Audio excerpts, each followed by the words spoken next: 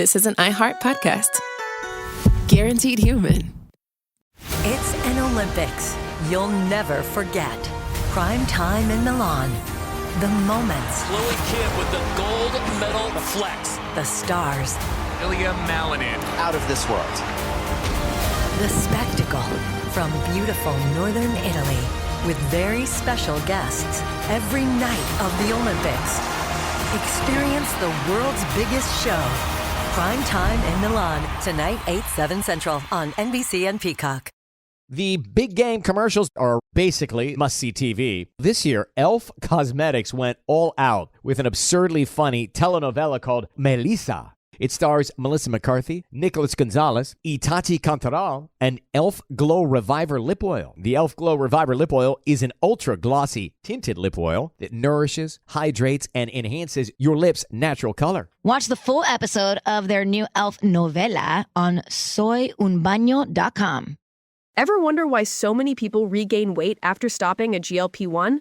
Up to 40% of the weight lost can come from lean muscle. This weakens the body, slows metabolism, and makes it easier to put the pounds back on, creating a cycle of dependency. Prolon's 5-day fasting-mimicking diet offers a drug-free way to maintain results and support long-term metabolic health. In just 5 days, it activates fasting pathways to burn fat, protect muscle, and rejuvenate cells, all while letting you enjoy real food. Get 15% off plus a $40 bonus gift when you subscribe at prolonlife.com/iHeart. That's prolonlife.com/iHeart. Over the last couple years, didn't we learn that the folding chair was invented by Black people because of what happened in Alabama? The Montgomery Brawl. This Black History Month, the podcast Selective Ignorance with Mandy B unpacks Black history and culture with comedy, clarity, and conversations that shake the status quo. The Crown Act in New York was signed in July of 2019, and that is a bill that was passed to prohibit discrimination based on hairstyles associated with race. To hear this and more, listen to Selective Ignorance with Mandy B from the Black Effect Podcast Network on the iHeartRadio app, Apple Podcasts, or wherever you get your podcasts. 1969. Malcolm and Martin are gone. America is in crisis. And at Morehouse College, the students make their move. These students, including a young Samuel L. Jackson, locked up the members of the Board of Trustees, including Martin Luther King Sr. It's the true story of protest and rebellion in Black American history that you'll never forget. I'm Hans Charles. I'm Menelik Lumumba. Listen to The A Building on the iHeartRadio app, Apple Podcasts, or wherever you get your podcasts. Hi, Middle Podcast listeners. It's Jeremy Hobson, but I have a special guest with me for this episode of the podcast, Ian Hanomansing. The host of Cross Country Checkup on CBC Radio. In Canada, you can just barely hear the Canadian accent there. But Ian and I are in Detroit, and the next 2 podcast episodes that you are going to hear over the next couple of days are our live special that we did on Sunday, October 20th. And we were live across the whole U.S. and Canada, taking calls from around the countries to hear what people in the U.S. are thinking ahead of the election and what Canadians think about because you actually do care about our elections. It's about time. Okay, take a listen. Hope you enjoy the show, and we'll be back with another hour of this tomorrow. Hello to Michigan. We win Michigan. We win the whole ball game. It is so good to be back in Michigan. And we are live in Detroit, Michigan. Donald Trump intends to take America backward to the failed policies of the past. Hi, I'm Ian Hanomansing, the host of Cross Country Checkup in Canada. If we lose this election, this country is finished. I really believe it. This country is finished. And I'm Jeremy Hobson, host of The Middle in the U.S. Donald Trump left us the worst attack on our democracy since the Civil War. This is America Votes, a cross-border conversation. The whole country is going to be like, you want to know the truth? It'll be like Detroit. Our whole country will end up being like Detroit if she's your president. Well, we are live in Detroit, taking your calls right now from across Canada and the United States. Hey, I am Michal Escayo, and I'm in Chicago, Illinois. My name is Larry Michael. I'm calling from Massachusetts. Our question today, what's at stake for you in the U.S. election? You can call us right now at 1-888-416-8333. 1-888-416-8333. To me, the 2 most important issues right now are abortion and gun control. Number one issue for me in this election is definitely the economy and affordable housing. As you heard there's a lot at stake for Americans in this election. And that's true as well for Canadians, America's closest ally and the largest trading partner. No matter what happens in Canada, we'll be better off with Kamala Harris in the White House. Well, I'm a pro-life Christian, and I'll be paying a lot of attention to the discussion over abortion rights. I'm very thankful to President Trump. I'm hoping some of that will rub off into Canadian politics. Today, we're taking calls from both sides of the border across Canada and the United States, from Minnesota to Nevada, Phoenix to Philadelphia. Our question, what's at stake for you in the U.S. election? Again, you can call us at 1-888-416-8333, or you can go to cbc.ca/aircheck. I'm Ian Hanomansing. And I'm Jeremy Hobson. We're live on CBC Radio, CBC News Network, and cbcnews.ca. And on NPR stations across the United States. This is America Votes, a cross-border conversation, a co-production between CBC, The Middle, and WDET in Detroit. And for anyone who wants to watch us live on TikTok or YouTube, we are at CBC News. We're coming to you just a few miles from the Ambassador Bridge in Detroit, where, Ian, just this morning, literally thousands of Canadians and Americans ran the Detroit Marathon, running together across the bridge from the U.S. into Canada, and then they come back into America. And that bridge, of course, is where hundreds of millions of dollars worth of trade flow across the Detroit River each day. So we're going to try to, in the next little bit here, as we get going with this live program, hear from both Canadians and Americans, really have a conversation on both sides about this very crucial election. And I wonder, first of all, you've been here in Detroit covering the story in Michigan for The National, which is CBC's nightly TV newscast. What are you hearing about from Americans, especially since you're going to them as a Canadian, asking them what's going on? Well, first of all, when you're a Canadian talking to Americans, everyone is willing to talk to you. Because you're so polite. That's what it is. I'll tell you, when you're a TV reporter on the Canadian side, sometimes it's hard to coax people to speak. I had no problem coaxing anybody to speak over the last couple of days here. The other thing is, we arrived here on Thursday night. On Friday, both of the presidential candidates were here as well. Detroit and Michigan more broadly, so important to this U.S. election. This is one of those swing states. From some people, I did sense a little bit of fatigue. There's so many political ads here. There's so much attention being heaped on this state. Also got a sense that a lot of people are looking at micro issues, that no matter how big the issues are in this election for the United States and Canada, I would say, there were a lot of people who were just saying, I'm concerned about blank, abortion rights, the economy, just very specific issues that affect their life. I'm really curious, and my friends have been asking me this question too. Why are you interested? And by you, I mean not just Jeremy, but the NPR stations that are carrying this live right now. Well, look, I think we always want to hear what our fellow Americans think about this election, why they're voting, whether it is, as you say, sort of micro issues, or is it about the economy? Is it about immigration? Is it about abortion? But also, I think it's important for Americans to remember that whoever we elect is, as we always say, the leader of the free world. It goes well beyond our borders. And to be able to actually have a conversation today and hear from people in Canada, our closest ally, the largest trading partner of the United States, about why this election matters to them, I think is going to be really interesting for our listeners across the United States.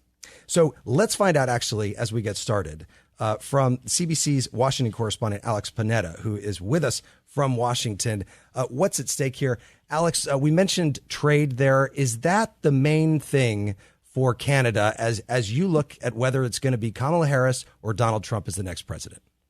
It's obviously huge. I mean, 3/4 of everything Canada sells into the world comes to the United States. As the United States sells a lot to Canada, about 1/5 of its exports. We are your largest customer.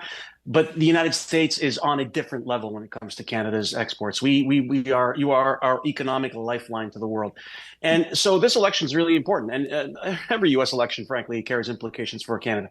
And the marquee economic promise of this campaign, the one in bright blinking lights, is Donald Trump's threat to impose a 10% tariff on every single import from around the world, 10% tax. Now, obviously, this would be hugely damaging for Canada if he went through with it. And we'll get to that in a second, that word if.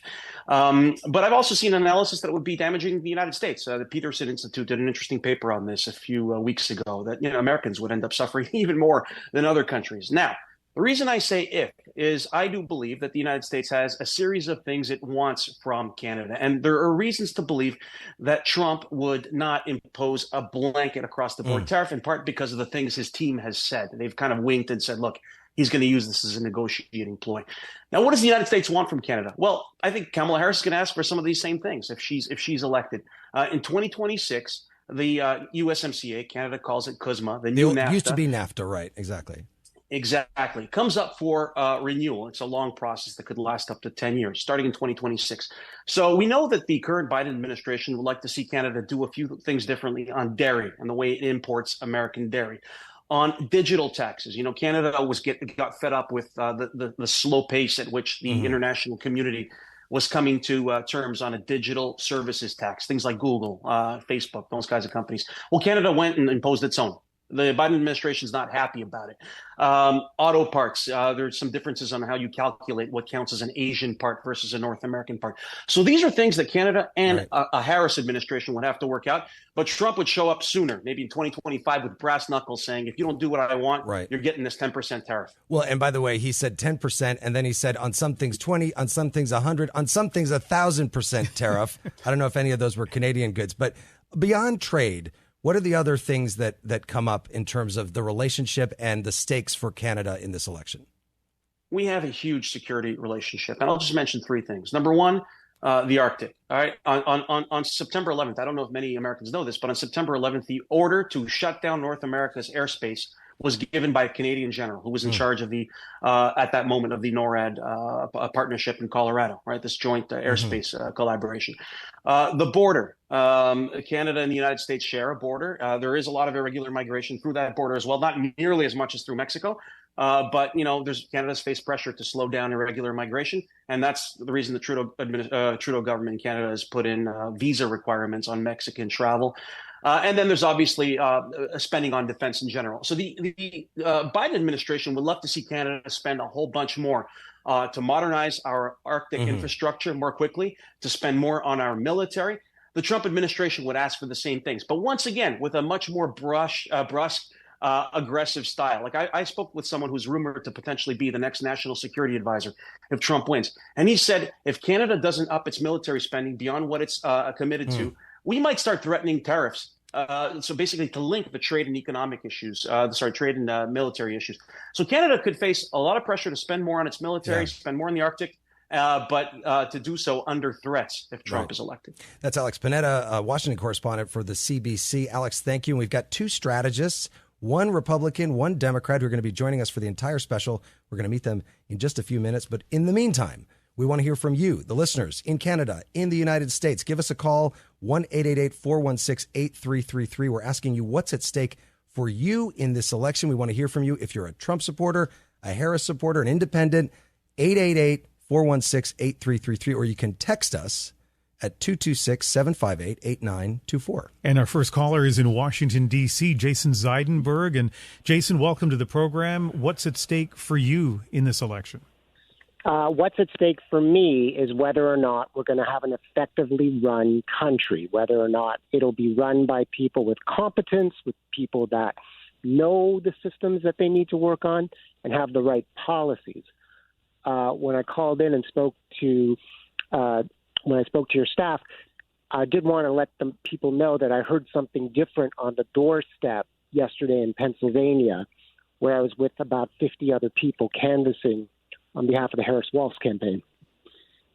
And what's that? What different did you hear? You hear often in the media, and you'll hear in progressive media, things like Project 2025. You'll hear a lot about January 6th and the election denial. That did not come up once on the doorstep in York, Pennsylvania.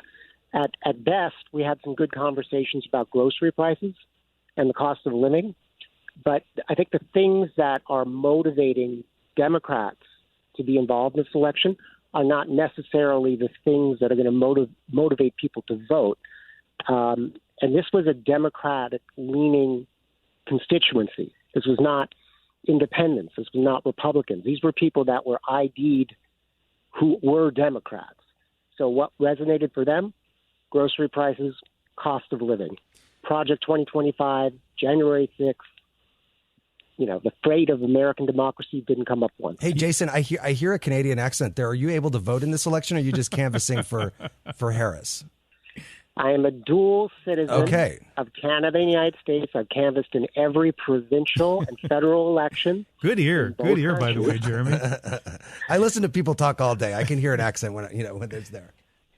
If I have one pitch to anybody that can hear my voice is, despite what I just said, if you're motivated by what the outcome of this election could be, get on a bus, get on a train, write postcards, call people, and just keep bringing it back to core messages that we all care about, like grocery prices, like the cost of living, and keep it very focused on what people, what we all are experiencing right now in this climate. Jason, we only have seconds left before we have to take a break, but are you worried, given the fact that you are a Harris supporter? I'm a little more worried after the first canvass yesterday, but I want to preface that by saying I will still be going to Pennsylvania every Saturday and through Election Day. It hasn't weakened my motivation. Okay, Jason, thank you very much. And if you'd like to take part in the program, you can give us a call right now, 1-888-416-8333. You're listening to America Votes, a cross-border conversation. More of your calls coming up. It's an Olympics you'll never forget. Prime time in Milan. The moments. Chloe Kim with the gold medal flex. The stars. Ilya Malinin. Out of this world. The spectacle from beautiful northern Italy with very special guests every night of the Olympics. Experience the world's biggest show. Prime time in Milan. Tonight, 8/7 Central on NBC and Peacock. Welcome to the A Building. I'm Hans Charles. I'm Menelik Lumumba. It's 1969. Malcolm X and Martin Luther King Jr. had both been assassinated, and Black America was at a breaking point. Rioting and protests broke out on an unprecedented scale. In Atlanta, Georgia, at Martin's alma mater, Morehouse College, the students had their own protest. It featured two prominent figures in Black history, Martin Luther King Sr. and a young student, Samuel L. Jackson. To be in what we really thought was a revolution. I mean, people were dying. 1968, the murder of Dr. King, which traumatized everyone. The FBI had a role in the murder of a Black Panther leader in Chicago. This story is about protest. It echoes in today's world far more than it should, and it will blow your mind. Listen to the A Building on the iHeartRadio app, Apple Podcasts, or wherever you get your podcasts. This is Ryder Strong, and I have a new podcast called The Red Weather. It was many and many a year ago in a kingdom by the sea. In 1995, my neighbor, Anna Trainer, disappeared from a commune. It was hard to wrap your head around. It was nature and trees and praying and drugs. So no, I am not your guru. And back then, I lied to my parents, I lied to police, I lied to everybody. There were years, Ryder, where I could not say your name. I've decided to go back to my hometown in Northern California, interview my friends, family, talk to police, journalists, whomever I can, to try to find out what actually happened. Isn't it a little bit weird that they obsess over hippies in the woods and not the obvious boyfriend? They have had this case for 30 years. I'll teach you sons of to come around here and my wife. Boom, boom. This is The Red Weather. Listen to The Red Weather on the iHeartRadio app, Apple Podcasts, or wherever you get your podcasts. I actually drop better when I'm high. It heightens my senses, calms me down. If anything, I'm more careful. Honestly, it just helps me focus. That's probably what the driver who killed a 4-year-old told himself. And now he's in prison. You see, no matter what you tell yourself, if you feel different, you drive different. So if you're high, just don't drive. Brought to you by NHTSA and the Ad Council. Segregation in the day, integration at night. When segregation was the law, One mysterious black club owner had his own rules. We didn't worry about what went on outside. It was like stepping in another world. Inside Charlie's Place, black and white people danced together. But not everyone was happy about it. You saw the KKK? Yeah, they was dressed up in their uniform. The KKK set out to raid Charlie, take him away from here. Charlie was an example of power. They had to crush him. From Atlas Obscura, Rococo Punch, and Visit Myrtle Beach comes Charlie's Place. A story that was nearly lost to time. Until now. Listen to Charlie's Place on the iHeartRadio app, Apple Podcasts, or wherever you get your podcasts.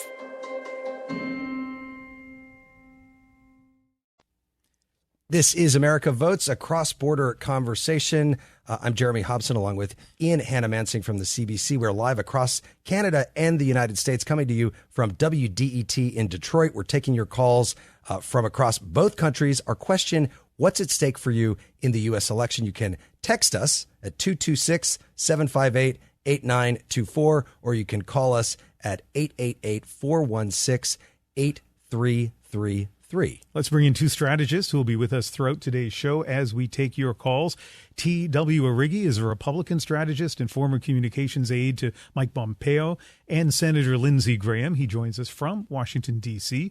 Yvette Simpson is a Democratic strategist. She also served as the CEO of Democracy for America, which organized to try to defeat Republican candidates, and she is in Cincinnati, Ohio. TW, let me start with you. The election just over 2 weeks away, as I know you're well aware. What does Trump and the campaign need to focus on in these final few days? He needs to hit the battleground states hard, as he's doing. I saw him today at a McDonald's, but it's to keep the pressure on in the battleground states that are going to decide this election. We know the 7 well, but stay to the core 2 messages that are defining this election, which are the economy, as your previous caller talked about, and immigration. He can really drill down on those 2 topics and hit where Vice President Harris has been weak in her responses to that. He'll be good. The thing is we're now 4 years into a Biden administration, 3.5 years into a Biden administration with Kamala Harris as vice president. People are largely dissatisfied with the direction of this country, largely dissatisfied with the performance of this administration. And the vice president has had a tough time thus far trying to differentiate herself from the president. So Donald Trump can say we need to turn the page from this past era and go to his bread and butter issues of the economy and immigration and stay out of the hateful rhetoric. He'll be all right. Yvette, I know you'd love to debate TW on what he just said, but let me just ask you this. What do you feel the Harris campaign needs to be making its priority at this point? I think doing exactly what the caller said, organize, organize, organize. And most of these battleground states, people are already voting. So that's the challenge, right? She's got to persuade people while she's encouraging people to go out to vote. And it's really tempting at this stage to try to convince new people, especially people who you think you might be able to have a conversation with and change their mind. But strategy says you really don't have the time to do that. Use your energy and your resources to fire up your base and get people out. And I would be tracking turnout in every single state with early voting. And what we know about Democrats is we tend to vote early. We tend to win early, and Republicans tend to catch up on Election Day. So if they can really ramp up the early vote number, it'll help us hopefully come out with a win on Election Day. Well, Yvette, what are you seeing in terms of that early vote at this point? And also in a place like we are here in Michigan, with a huge Arab American population. In fact, Dearborn, I think the first city in the country to be majority Arab American, a lot of anger about the situation in Gaza. What are you seeing at this point, and how much of a problem is that going to be for Kamala Harris? You know, I was at the convention, and I think one of the things I heard her say that has calmed down some of the very Muslim constituencies that we brought together to win in 2020 is that she actually was the first president to acknowledge that Palestinian lives matter. She even said she supports a 2-state solution. So I think that kind of calmed things down. I also think she kind of pulled away from the U.S.'s role in that conflict. Joe Biden was in it. We're going to fix this thing. We're going to make this thing, we're going to bring this thing to an end. And I don't think she's made such promises. I think she's acknowledged that Benjamin Netanyahu is the leader of Israel and that he's making decisions that the United States doesn't have direct control over. And I think if she continues to do that, she'll be in great shape. It is tough, though, because we did rely a lot on that constituency in 2020, and we did lose some very important organizations. And also, you know, Biden, we have to win Pennsylvania, and we have a similar challenge with Jewish voters in Pennsylvania. So it'll be interesting to see how those two states turn out when we think about the Gaza conflict being in the middle of this. TW, you mentioned the McDonald's appearance by Donald Trump. He acted as a fry cook today at a McDonald's, I believe, in Pennsylvania. But aside from that, he's pulled out of some big interviews. He didn't do the interview with 60 Minutes. He won't debate Kamala Harris again. Is the strategy right now to kind of just lay low, stick to the rallies and little photo ops like the McDonald's thing and not do any hard-hitting interviews between now and the election? Well, I would quarrel with that notion. Kamala Harris didn't go to the Al Smith dinner. She didn't go to the Chicago Economic Club, which Trump went to. I think he's been everywhere. He just did like 15 podcasts last week that did all very well, as Harris has as well. I think it's a smart idea. So I don't believe that's the strategy. I think, look, you got 2 weeks left. You better put the pedal to the metal. And I think he's doing a pretty good job. Obviously, he's not a spring chicken, so it would be tiring for anybody. But no, I think he's doing the right things. I would like to see him debate again, but I understand why he wouldn't. I think the strategy is pedal to the metal, 2 weeks. Let's rock and roll.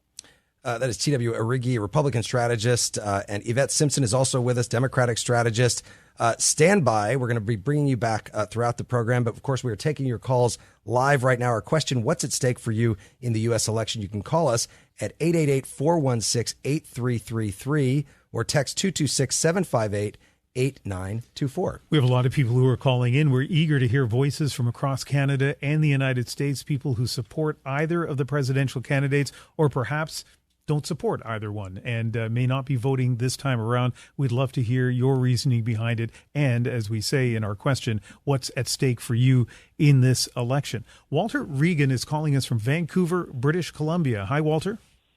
Hello. What's at stake for you and your family? Well, actually, not all that much, Ian, because we returned to Canada 2 years ago.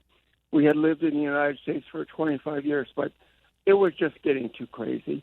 I guess my wife and I realized that even if Trump is gone, Trumpism is going to live on, and we just didn't want to continue to live in America where that was the case. That's a pretty big decision to move out of a country because you are concerned about the politics. What specifically worried you? Well, there were a couple of things that, I lived in Loudoun County, just outside D.C., and the rhetoric was getting pretty overheated around LGBTQ and other issues, books in schools. It was just getting crazy. I mean, you couldn't listen to a news broadcast without, some mega Republican making some incredibly stupid statement. And then finally, it was also, I have a transgender child, and I did not want them at all to live in the United States. It would just be too dangerous for them. I lived through one Trump administration. I have no interest in living through a second if it would happen. I mean, God, I hope it doesn't. All right, Walter, thank you very much for your call. Our number here on Cross Country Checkup and the Middle in Canada and the United States, 1-888-416-8333. Just before we go to another call, let me we heard from that caller about the transgender issue. T.W. Arrighi, let me just ask you, I've seen that the Trump campaign has been putting out a lot of ads right now in the final days about transgender issues. Is that a big part of the strategy right now? Look, I think all people should be treated with dignity, love, and respect. But there is a absolute issue surrounding some elements of the transgender issue. For example, trans men playing or trans women playing with biological females in sports. That is a huge issue. I've seen polling in which it is deeply unpopular among all segments of the population. And there is very, very little wiggle room on that. So yes, you will see him stamp his foot on that issue because it cuts across so many segments of people. I don't believe it's a cornerstone of his campaign, but I do believe that that sports issue especially is part and parcel to things that are driving people crazy about the modern left and this sort of newfangled ideology that isn't just love and respect everyone. It's let's do something that is so by common sense nature bad and do it anyway. And so he will talk about it. I don't believe it's a cornerstone. I will say there are good people that would say by common sense nature it's not bad, but it's definitely an issue that is energizing a lot of people. So let's get to another call. An American, Jeff Bone, who's in Pembroke, North Carolina. Jeff, what's at stake for you this election? Hi, I'm actually a dual citizen, but I've been in the United States for 5 years when I accepted a job at a university. And so I wanted to focus on the impact on students of undergraduate age, specifically issues, and I'll just pick up on the last caller. I receive literature being in a state that's at play for both the Democrats and the Republicans, and that was definitely highlighted, as Jeremy, you mentioned, that Trump has issues with students participating in sports with not being associated with their gender at birth. I just find that bizarre that the awesome powers of the presidency would be assigned to an issue like that. And I, as a teacher, I see that it impacts my students. In what way? It's an exclusion issue. They're not being. I think it's not just being ignored, but I think there's an outright hostility to young people and the fact that these aren't issues that impact them, and they're actually very welcoming and caring to each other. And I just don't see why there would be policies that target them that way. Jeff, thank you for that. I want to go to Yvette Simpson just briefly on that, the Democratic strategist. What do you think of this issue? And you hear Jeff talk about how young people react to it. Is this something that energizes young people in a different way than it might energize parents in the country?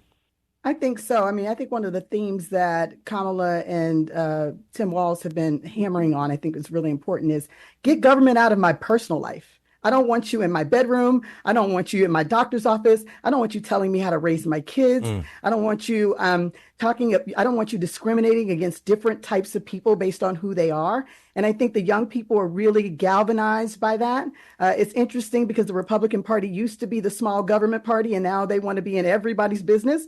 And so I think Kamala's doing a great job of saying these are decisions that need to be made by the people who are affected by it.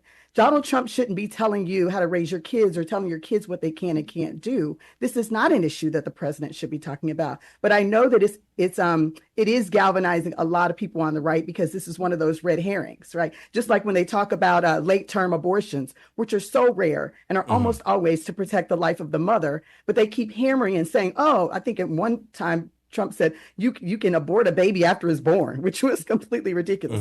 So I think Kamala continuing to say, these are not decisions that your government should be making. These are decisions that the people in power at the place at the time should be making. But they know that this issue is very divisive and they're working in fear and division as always. Young people are definitely going to protect those freedoms for sure. You're listening to America Votes, a cross-border conversation. We're live on CBC Radio and CBC News Network and on NPR stations across the United States. What's at stake for you in the U.S. election? Our number is 1-888-416-8333. We are broadcasting from WDET in Detroit, and our next caller, Michael Johnson, is also in Detroit. Hi, Michael.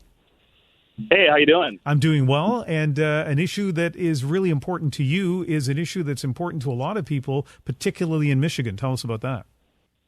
Well, it's the ongoing genocide of the Palestinian people in the occupied territories of so-called Israel, specifically in the city of Gaza.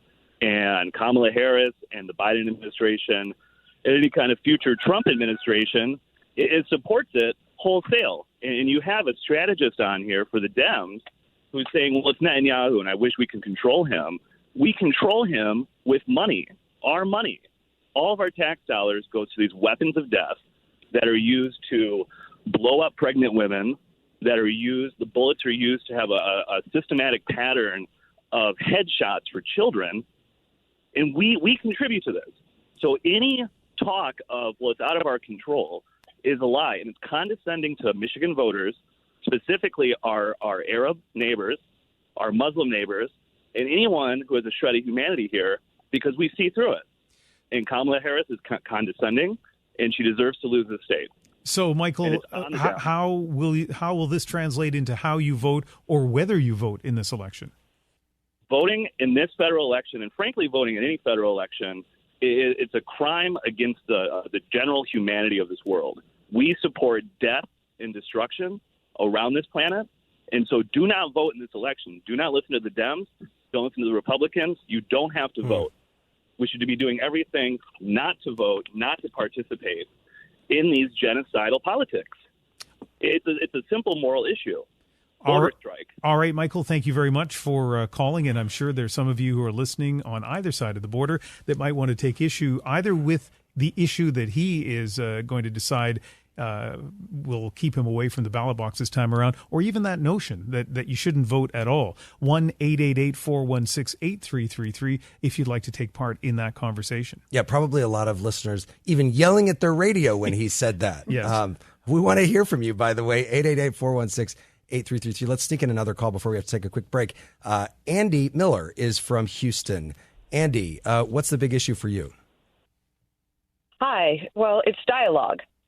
I'm concerned that there will hardly be dialogue anymore, almost an end to conversation. The truth has become subjective, and it shouldn't be. Because politics have just become so difficult over the last many years. Are you speaking from experience? You can't talk to your neighbors about what's going on? Neighbors, friends, family, everything has become very divisive, where the truth, is subjective. And, it's what confirmation bias, what people want to believe, instead of actually having dialogue, being humbled by dialogue. I remember, I was on a totally opposite side of politics that I am now. I don't necessarily pick and choose. I'm an independent. But it wasn't until, I was humbled and had to critically think that I was able to change my mind. But it does take the ability to have that, elasticity, to decide. Go ahead. Yeah, I was just going to ask. So you're in the state of Texas, which is, kind of a not quite a swing state, but it's sort of close at this point. It's getting there. How is this going to translate into how you vote? And you've got a big Senate race in Texas, too, between Ted Cruz and the Democrat Colin Allred. Yeah, absolutely. So I'll be transparent. I was a longtime Republican and even a libertarian. I was a delegate for Ron Paul a long time ago. Still a libertarian, but, I'm more of a centrist, but I do, pick and choose left and right. In this case, I won't be choosing Ted Cruz, but I do see a landscape where, people are looking at who invests in them the most. They're becoming somewhat disillusioned with certain politicians, but it is at a very granular level. It's not at a wider level. And it depends on what they consume and who they're around. It's, again, confirmation bias. What about in the presidential race? What about in the presidential race, Andy? What are you going to do there as a former libertarian? I'll be voting for Harris. Okay.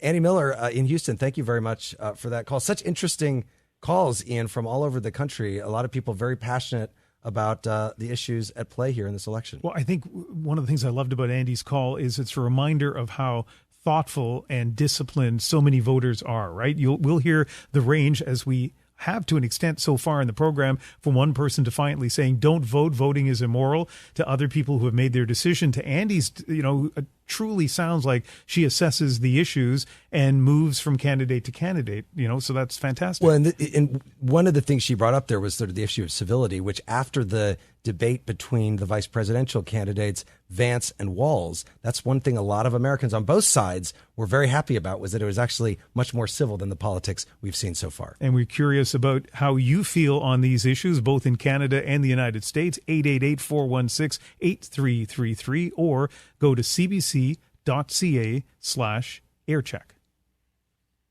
It's an Olympics you'll never forget. Prime time in Milan. The moments. Chloe Kim with the gold medal flex. The stars. Ilya Malinin. Out of this world. The spectacle from beautiful northern Italy with very special guests every night of the Olympics. Experience the world's biggest show. Prime time in Milan, tonight 8/7 Central on NBC and Peacock. Welcome to the A Building. I'm Hans Charles. I'm Menelik Lumumba. It's 1969. Malcolm X and Martin Luther King Jr. had both been assassinated, and Black America was at a breaking point. Rioting and protests broke out on an unprecedented scale. In Atlanta, Georgia, at Martin's alma mater, Morehouse College, the students had their own protest. It featured two prominent figures in Black history, Martin Luther King Sr. and a young student, Samuel L. Jackson. To be in what we really thought was a revolution. I mean, people were dying. 1968, the murder of Dr. King, which traumatized everyone. The FBI had a role in the murder of a Black Panther leader in Chicago. This story is about protest. It echoes in today's world far more than it should, and it will blow your mind.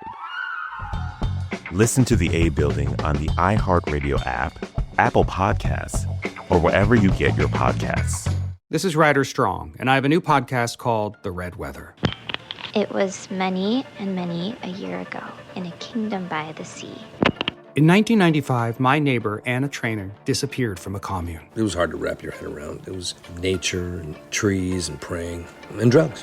So no, I am not your guru. And back then, I lied to my parents, I lied to police, I lied to everybody. There were years, Ryder, where I could not say your name. I've decided to go back to my hometown in Northern California, interview my friends, family, talk to police, journalists, whomever I can, to try to find out what actually happened. Isn't it a little bit weird that they obsess over hippies in the woods and not the obvious boyfriend? They have had this case for 30 years. I'll teach you sons of to come around here and my wife. Boom, boom. This is The Red Weather. Listen to The Red Weather on the iHeartRadio app, Apple Podcasts, or wherever you get your podcasts. 14 years in prison for killing a young woman. A 15-year sentence for a crash that caused 3 deaths. 12 and a half years for killing a child and critically injuring her mother.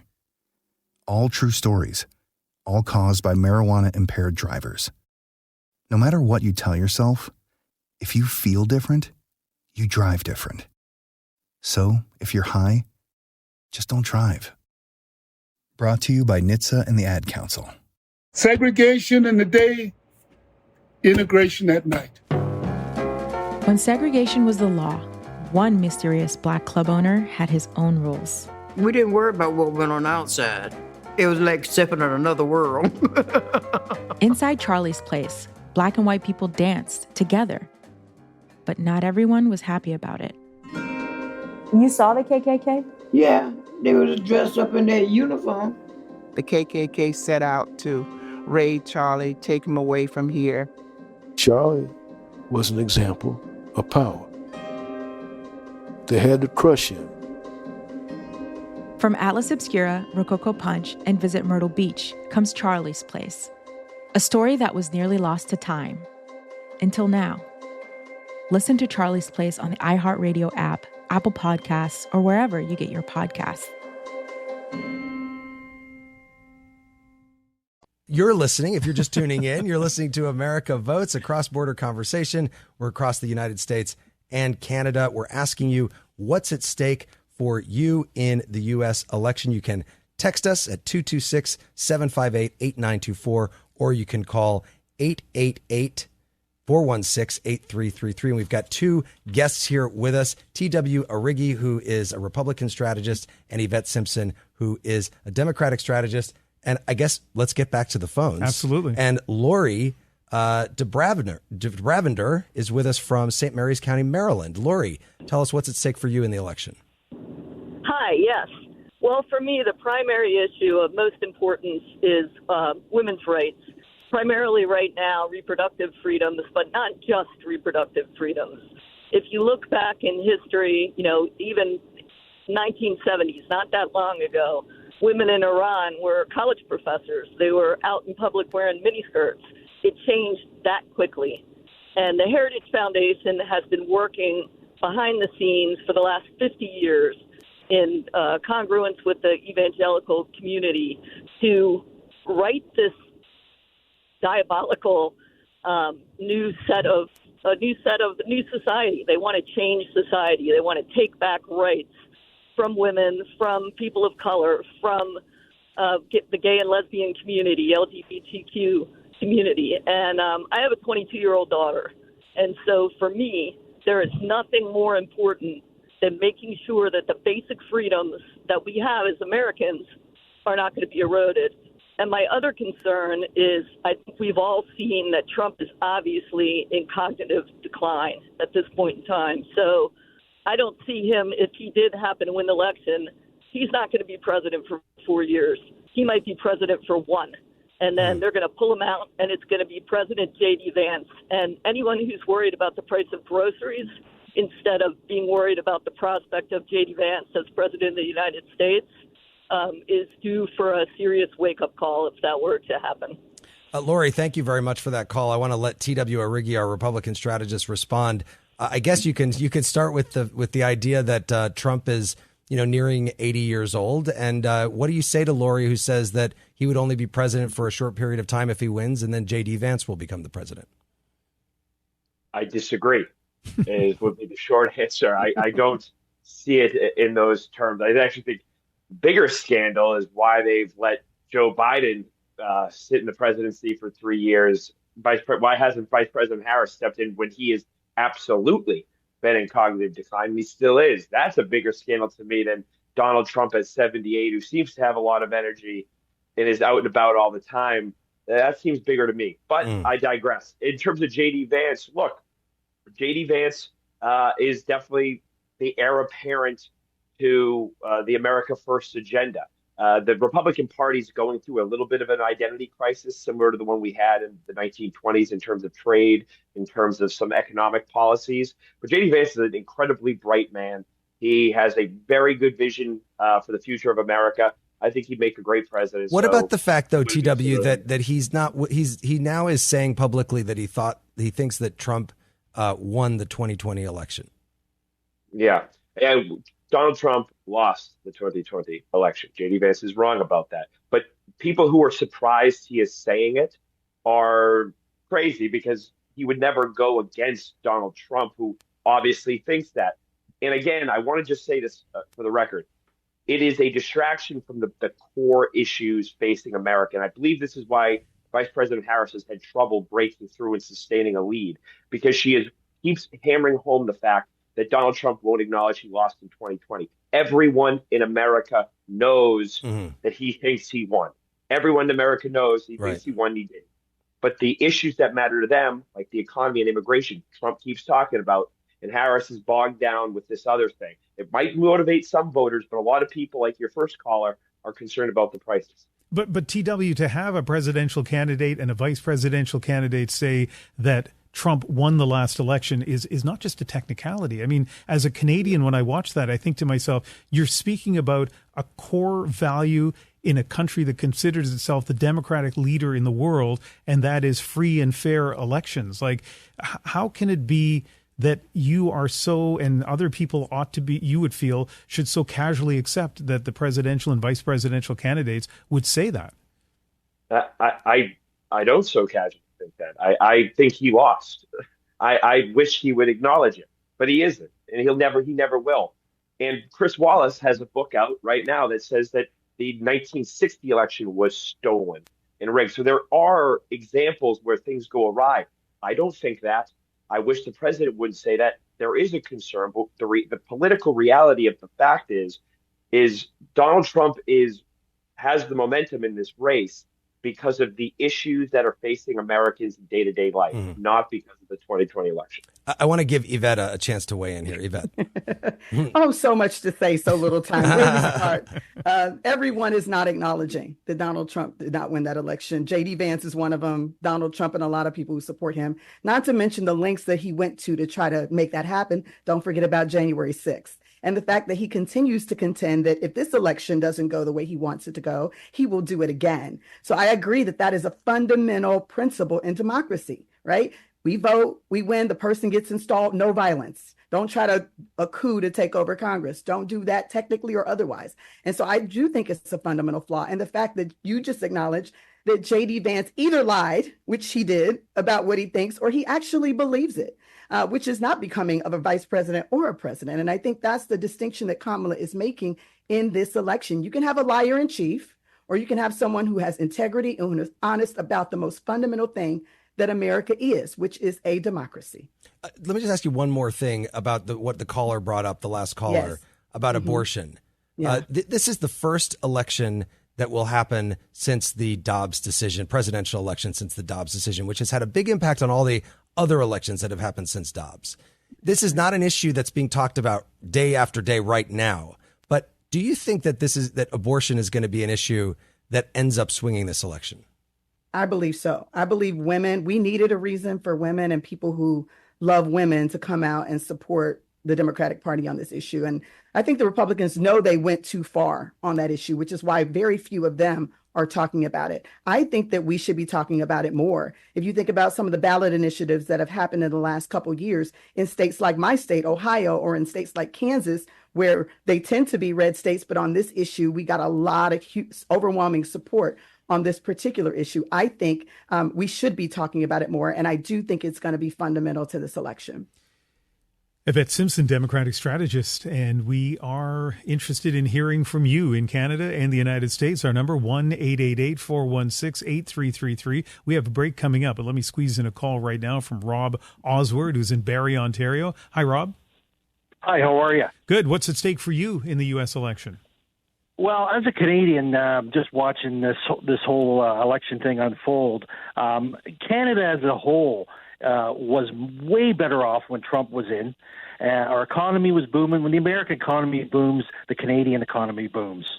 Okay, so for business-wise and just overall general economy, Trump was great. And he was great. Our economy here was great because Canada feeds off the American economy so strongly. So without a doubt, Trump in is a win for Canada. As for if I had to pick, Kamala Harris is a complete disaster. I should have started off my comment with, I grew up in a middle class family. She is a complete empty suit. That's pretty strong. A complete empty suit? Yes, complete empty suit. She can't. Why cannot she even go on and do? Have we lost you, Rob? Sounds like we have. For the record, it's nothing we did on this end, so I'm not sure if Rob is maybe going into the tunnel. We're not censoring you, No, Rob. we're not. No. But we have lost. You know what? You can contact us again. If I'm looking, I can actually look through the glass to the control room. Rob, you may be back. No, he's not. Okay, well, we'll keep working at that. I don't understand the hand signals I'm seeing through the window. It's so much easier when I'm in Vancouver and the producers are in Toronto and I can just pretend they're not there. But you know what, Jeremy? Let's go back to the phone. Well, and Ian, let me just ask you that view from Rob. In Canadian politics right now, Justin Trudeau, who's on the left, is not very popular at the moment, and he's got an election coming up potentially in the next year. Yeah, so that's true. And then the question is, has U.S. politics affected Canadian politics? You got to keep in mind, Canadians obviously will know this, but our American listeners may be surprised. Pretty well everybody who has cable television in Canada has access to CNN. And so what's on CNN has a big impact on kind of the political culture in Canada. Some people subscribe to Fox, and of course online, a lot of people get information from the United States. So what gets said in the United States is heard in Canada. When your politics become more polarized, when the tone becomes a little coarser, my sense is that we're seeing that happen in Canada as well. But of course, people can call up and let us know what they feel about that. And our number here is 1-888-416-8333. Let's go to Natalie, who is in Houston, Texas. Natalie, welcome, and let us know what is at stake for you in this election. Thank you for this opportunity. What is at stake for me is civility. I am disappointed in the Republican Party. I feel like we don't have candidates to even consider when the entire platform has just been about sensationalizing and name calling and making up ridiculous stories like people are eating dogs and cats. It hasn't allowed room to consider policies and ideas. I'd like to get back to having at least two parties that are discussing policies and ideas. I'd like to return to civility. We may not agree with each other, but things like saying someone's an empty suit. You may not like the suit they're wearing, but tell me what it is about their policy that you don't agree with. Well, and Natalie, what's the top? What's just real quick? What's the top policy for you right now? Top issue. The top policy probably for me is the economy. And I think a close second one is getting out of people's social issues. Who you marry, what you do with your body is up to you. Yeah. That should not be something that government is getting involved in. And leaving things legal allows people to be adults and make their own decisions and not control them. Telling people which books should be published, how they should be praying, who they should be praying to. It's the antithesis of everything our country is supposed to be about. So it's disappointing. And I'd like to see us get back to, like I said, at least two parties where we can have real candidates, not the name calling. And Natalie, we've got it. Thank you so much for your call. T.W. Arrighi, a plea to go back to policies and not talk about not do the name calling. Do you think that if Trump wins, that's probably not going to be what happens? No, but there'll be plenty of policies too. You will not find an argument for me in favor of name calling. I'm not a fan of it. But there will be policies that go along with it. There will be a new tax bill. There is going to be deregulation. There's going to be a cleaning up of the federal government, which is badly needed. And so you're going to see policies come in with Trump that mimic what he's been saying on the campaign trail. So yes, I am all for, sign me up for an era of kinder feelings. But I would also stress that it is Donald Trump who has been shot at twice now, who has been deemed a fascist in all these names. He has violence against him, and there's not a whole lot of ownership on the Democratic side that they should tone down their rhetoric too. Let there be peace on earth, and let it begin with me, not let it begin with that other guy. Let's go back to the phones now. 1-888-416-8333. We're hearing voices from across Canada and the United States. Jules Hadley is in Vancouver. Hi, Jules. Hello there. How are you? I'm doing well. What's at stake for you in the U.S. election? Well, I have a business, and I think 70% of my clients are in the U.S., but I also have many friends and clients and suppliers who are over there, and many of them are trans. Now, one of the problems which I see is that so many of them are worried about their health care being denied or stopped. When someone goes into transition, it's not just a decision which is made quickly and the doctor says, yes, okay, here's a prescription, and off you go. It takes years to even get there. There's a lot of psychological prep. There are many, many talks with doctors. And ultimately, what happens is really a sort of a group decision between the patient, the doctor, and their family and their general social group before anything moves forward. It's being talked about as though it's an issue where you just flick a switch and we're going to stop it, or something like that. But most of all, it's being talked about by people who have absolutely zero experience of even meeting a trans person. Now, this is obviously problematic. It's been turned into this dog whistle, and even this morning, I think on one of the CBC broadcasts, I heard that it had come onto the agenda a lot more around sport. The entire number of trans sports people in the US might add up to 25 or 30 at a sort of a serious level, and yet it's being put up as this kind of this issue that people supposedly are unifying behind, but it's really just a sort of a populist dog whistle. And Jules, okay, so go ahead, finish your thought. One of the big problems here is that the way arguments are being put is they're being very, very simplified, and there's a huge problem with the lies which are being pushed out from the Trump side. And I would say the Republicans, but it's really not Republicans, it's Trump's people. So when you say lies on this issue, give me an example. Okay, well, for example, he's talked about the whole dog eating issue down in Springfield and created an enormous problem there. Mm-hmm. But as far as transgender people are concerned, there's often this trope that, oh, you're going to go to a school, the teachers are going to say it's okay to be trans, and the next thing you're going to be trans. Mm-hmm.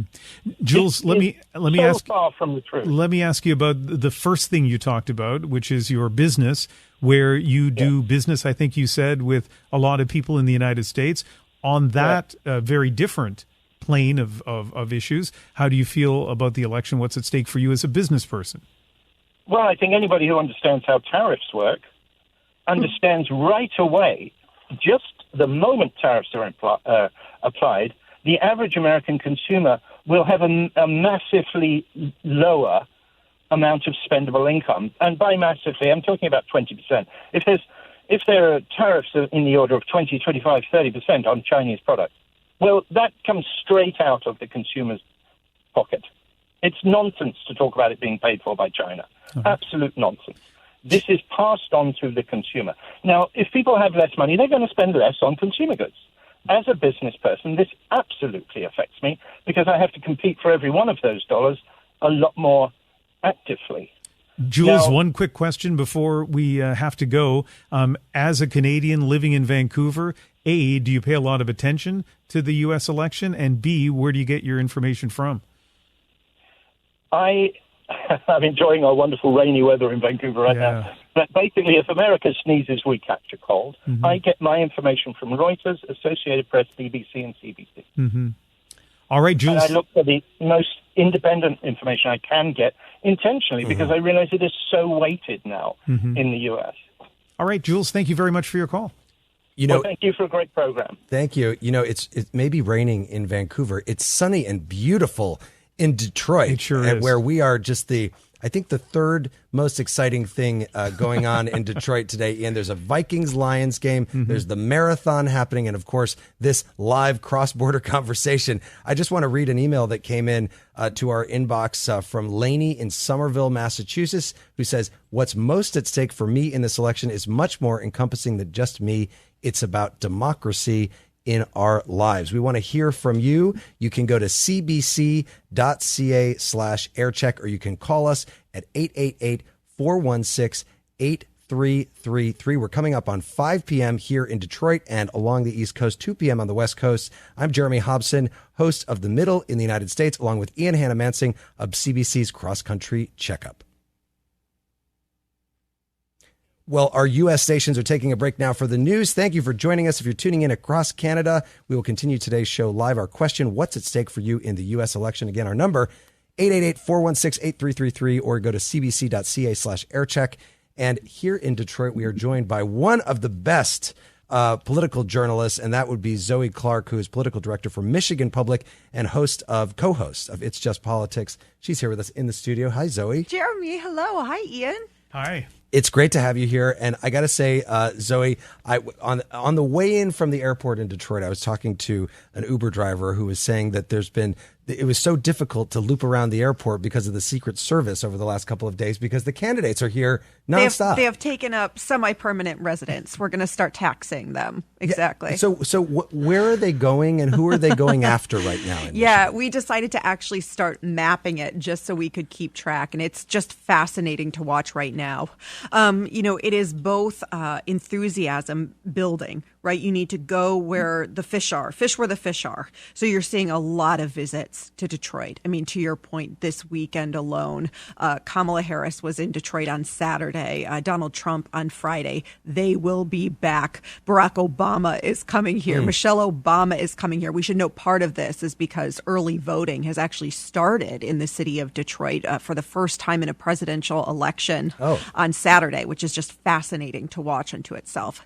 The second, though, though, aside from that just turnout, is this idea of talking to folks who feel like the system has sort of left them. I was talking to a very smart political analyst who has run, analyst now, used to be consultant, who has run Republican campaigns. And if you actually look where J.D. Vance and Donald Trump are going, it's areas actually outside of larger cities, right? To communities that really feel like they've been lost or unheard of.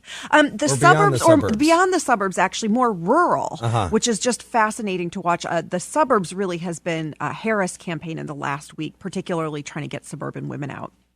I just wanted to mention to people who are listening right now on CBC Radio and watching on CBC News Network, this is a special live edition of Cross Country Checkup and The Middle on our network in Canada and on NPR stations across the United States. Jeremy Hobson is my co-host and the host of The Middle. Yes. And by the way, The Middle is also available as a podcast in partnership with iHeart Podcasts on the iHeart app or wherever you listen to podcasts. If you want to sign up, we'd love to have you. But Zoe Clark, what are the polls telling you about the race here? We've seen it get very tight, even tighter now in Michigan than it was before, at least according to the polls, which who knows how accurate they are. Well, and we've talked about this before. Like, what we do when we're talking about polls is we do not look at one poll. One poll does not a campaign make. What we look at, though, is trends. And what we know is months ago when Donald Trump was in the race, it was not looking good for the Democrats, particularly in Michigan. When Biden was in the race. Sorry, did I just say Trump? Gosh, sorry, Biden was in the race. Trump is still in the race. When Biden was, right, it was not looking good. He drops out, Harris is in, and enthusiasm spikes, right? And we start to see a competitive race, not even a competitive race, but a few weeks ago, really Harris starting to take off. Now the polls are showing, wait a second, this again is a really, really close race. And we are seeing that, I mean, it could be a toss of a hat, a turn of a screw at this point. And this is going to be a campaign that is decided in inches, not yards. And the blue wall states, right? So this is Wisconsin, this is Michigan, this is Pennsylvania. This is why you are seeing the candidates just continue to come here. Well, and on the issue of the blue wall, in the last two presidential elections, you win one, you win the other two. Just that's the way it's worked out. Is that a coincidence, or do you think that the three states you mentioned, Michigan, Wisconsin, Pennsylvania, are likely to all go the same way, whichever way that is? It's a fascinating question. And Jeremy, I've stopped making predictions since 2016. But what I will say is I wouldn't be shocked if yet again, right, these are states that have been hard hit by factory closing. And these are, manufacturing areas that workers just feel like they are not getting their fair share. And the economy is a big deal, too. But as we've also seen in American politics over the past 8-10 years, anything can happen. Things are looking actually a little better for Harris right now in Pennsylvania than in Michigan. That was the opposite than I would have said even 10 days ago. I ask you this question to answer not as a political analyst, but as a Michigander, partially because I want to say the word Michigander. I love it. Well, just so you know, Ian, though, very quickly, you're controversy right now because some people are Michiganian. Ooh, okay. Oh, wow, so you have to team Michigander or Michiganian. Okay, well, I'll ponder that while I ask you this question. I've never been in a swing state just before an election. I am shocked at the number of ads, the TV shows that I've been watching, political ad after. Are people kind of happy with the attention they're getting, or is there fatigue here? No, we exhausted, Ian. We're so tired, both me as a citizen and me as even a political journalist. No, and it's not just exhaustion. I mean, I think folks are anxious. I think folks are ready for this to be over. And it's not. And it's millions and millions and millions of dollars. And it's not just in the presidential race, right? We have an open U.S. Senate seat that will help to determine the makeup of the U.S. Senate Open as well. One of the most expensive, if not expensive, races that we're seeing in the country as well. So people are overwhelmed. And that one looks very close as well. That's Alyssa Slotkin versus the Republican Mike Rogers. Indeed. I was going to say one of the things about those ads, too, is not only are there a lot of them, but some of them are so negative. I saw one candidate, it doesn't even matter who it was, but it said, so-and-so is a pedophile. And I remember thinking to myself, I don't know the details, but I'm guessing there's more nuance to the story than the slogan. But you kind of feel battered when you see those kinds of ads over and over again. It's incredibly overwhelming. And again, Michigan has been a swing state since 2016. But the folks that I have talked to, both in terms of the advertisement buying, as well as folks who have run campaigns have said they have never actually seen it like this. And that's because oftentimes Michigan sort of right up till the end, and then the polls sort of start to change a little bit, and campaigns start to go, look, we have to put our money elsewhere, right? It's not happening right now. That is Zoe Clark, who is the political director for Michigan Public and the co-host of It's Just Politics. Zoe, thank you so much for joining us. Actually, wait, real quick. What's the best food in Detroit? Is it the pizza? Is it something else? Oh, no. I mean, I'm going to say like falafel. Okay. Yeah. All right. Yep. I mean, I only have a little bit of time to get it, but we'll try it. Thank you Also, very Team much. Michiganian. Over the last couple years, didn't we learn that the folding chair was invented by Black people because of what happened in Alabama? The Montgomery Brawl. This Black History Month, the podcast Selective Ignorance with Mandy B unpacks Black history and culture with comedy, clarity, and conversations that shake the status quo. The Crown Act in New York was signed in July of 2019, and that is a bill that was passed to prohibit discrimination based on hairstyles associated with race. To hear this and more, listen to Selective Ignorance with Mandy B from the Black Effect Podcast Network on the iHeartRadio app, Apple Podcasts, or wherever you get your podcasts. 1969, Malcolm and Martin are gone. America is in crisis. And at Morehouse College, the students make their move. These students, including a young Samuel L. Jackson, locked up the members of the Board of Trustees, including Martin Luther King Sr. It's the true story of protest and rebellion in Black American history that you'll never forget. I'm Hans Charles. I'm Menelik Lumumba. Listen to The A Building on the iHeartRadio app, Apple Podcasts, or wherever you get your podcasts. 14 years in prison for killing a young woman. A 15-year sentence for a crash that caused 3 deaths. 12 and a half years for killing a child and critically injuring her mother. All true stories, all caused by marijuana-impaired drivers. No matter what you tell yourself, if you feel different, you drive different. So, if you're high, just don't drive. Brought to you by NHTSA and the Ad Council. When segregation was a law, one mysterious Black club owner, Charlie Fitzgerald, had his own rules. Segregation in the day, integration at night. It was like stepping in another world. Was he a businessman, a criminal, a hero? Charlie was an example of power. They had to crush him. Charlie's Place, from Atlas Obscura and Visit Myrtle Beach. Listen to Charlie's Place on the iHeartRadio app, Apple Podcasts, or wherever you get your podcasts. Saturday, May 2nd, country's biggest stars will be in Austin, Texas at our 2026 iHeart Country Festival presented by Capital One. Tickets are on sale now. Get yours before they sell out at Ticketmaster.com. That's Ticketmaster.com. This is an iHeart podcast. Guaranteed Human.